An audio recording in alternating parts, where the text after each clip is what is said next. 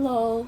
So my inspiration project is on human trafficking, and I chose this topic because it happens a lot more around in even in our country than we think it does. Nobody really even talks about it. I feel like it's not talked about enough. And what else? You can if you notice the signs, or if you know the signs of human trafficking, you can help save someone who's being trafficked. And it happens everywhere. It happens to people that we trust, and it happens by people that we trust. So I think it's a really important topic to know, and I feel like a lot of people should know more about human trafficking. So here's my presentation. So a few stats. Here, I'll set this so you guys can see it. So there's 40.3 million victims of human trafficking going on worldwide. So it's a huge problem. It's like modern day slavery. At a glance, there's 23,078 survivors identified, but out of the many cases, there's human trafficking cases, which is 10,949, potential trackers, 5,859, and then suspicious business is 1,905. So lots of human trafficking going on, and the hotline was called 7,838 times. So it's a huge problem that a lot of people don't know about. Who is being trafficked? So it's not just women that are being trafficked for sex, but because there's different types of human trafficking. There's sexual exploitation, and then there's a labor exploitation. And more men are trafficked for labor exploitation than there are of women. Like the blue is the men, the pink is the women. And then a lot more women it's mostly women that are exploited for sexual trafficking rather than men. A basic definition of human trafficking: it's modern day slavery, like I said.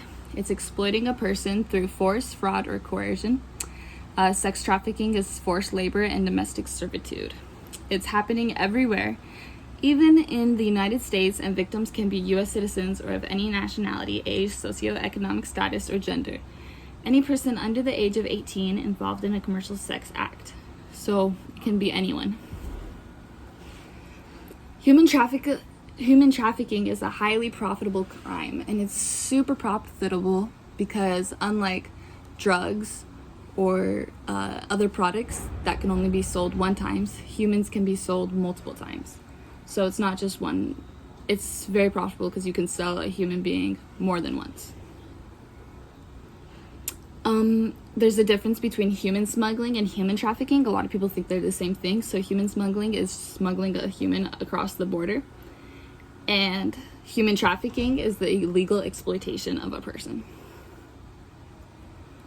Human trafficking is happening in the United States. A lot of people think that human trafficking happens in different countries where there's I don't know how to explain it, but a lot of people don't think it happens around them in the US. But the US is actually the biggest country with human trafficking right now. It is happening everywhere, in the suburbs, rural towns, cities, it doesn't matter. It can happen to anyone, no matter your race or your gender. You can be old, you can be young, you can be black, you can be white. It doesn't matter. You can be a female or a male. It can happen to anyone. And a lot of people don't think that everybody thinks that it will never happen to them, and then it does happen to people. There are different types of human trafficking. So the first type is sex trafficking. Sex trafficking victims are manipulated or forced against their will to engage in sex acts for money. Sex traffickers might use violence, threats, manipulation, or the promise of love and affection to lure victims. Truck stops, hotel rooms, rest areas, street corners, clubs, and private residences are just some of the places where victims are forced to sell sex. There's the other type, which is forced labor. Victims of forced labor could be found in factories, on farms, doing construction work, and more. Very often, victims are forced to manufacture or grow products that we use and consume every day. Through force, fraud, or coercion, victims are made to work for little or no pay. Domestic servitude. Victims of domestic servitude are hidden in plain sight, forced to work in homes across the United States. Traffickers sometimes take a victim's identification, papers, and travel documents in order to limit their freedom. They are prisoners working as nannies, maids, or domestic help. Every year in the United States, thousands of human trafficking cases are reported, but many more go unnoticed. Human trafficking is a hidden crime. Victims might be afraid to come forward or may not even recognize the signs. Even if it is happening right in front of us, we need to bring this crime out of the shadows. So a lot of victims don't even know that they're being trafficked. A lot of victims are trafficked at a very young age when they're little. They're sold by their families, which is really sad. But they're sold by their families, so they don't even know what's normal and what's not. They think it's normal that they're being sold for sex and stuff like that. Or they're being sold for labor. They think it's normal and they don't realize that it's wrong. So it's important to know the signs. What you can do to stop human trafficking. So be an informed consumer. So know who makes the products you buy and the foods you eat to help keep slavery tainted items out of your home. So you can visit this website to make sure, so it'll tell you what the different products are made by and which ones are tainted by slavery. Recognize and report suspected human trafficking. So the law enforcement number is this one. An online one is that one. Victims, you call this one. So it's a really important problem. So if you know where to call and the signs to do it, you can really help someone. Like I said, what is human trafficking? It's the action or practice of illegally transporting people from one country or area to another, typically for the purpose of forced labor or sexual exploitation. You don't even have to be transferred from one country or area to another. It just can happen, wherever. It includes labor trafficking, such as hotel work or farm labor, domestic servitude, and sex trafficking. Social workers have important roles in the prevention and intervention of those victimized by this crime and of those who victimize. What can social workers do? So this is for prevention. So first, social workers can talk to their clients about the warning signs of potential exploitation and how to access help, as well as offer clinical and other supports to those at risk of victimizing others. That's at the micro level. So you can talk specifically with your client so that they know the warning signs and how to access the help to stop it.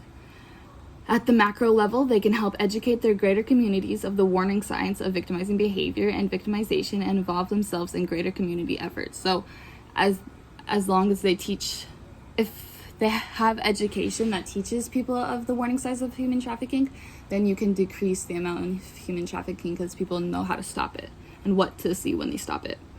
And at the meso level, they can voice the social worker perspective to politicians and lawmakers who make choices about funding programs for those most vulnerable to victimization, such as the homeless, immigrants, and unprotected children, and to victimizing such as disenfranchised groups, those lacking strong supportive family structures, and the financially and educationally underserved. So actually, I think this is supposed to be meso and this is supposed to be macro. So yeah, that's what you can do to prevent human trafficking.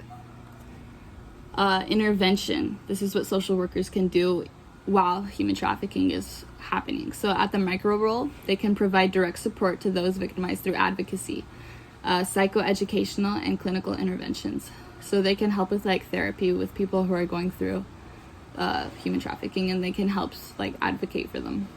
At the meso level, they can educate the community and service providers about the needs of those victimized. At the macro level, they can advocate for infrastructure and funding for intervention and treatment programs.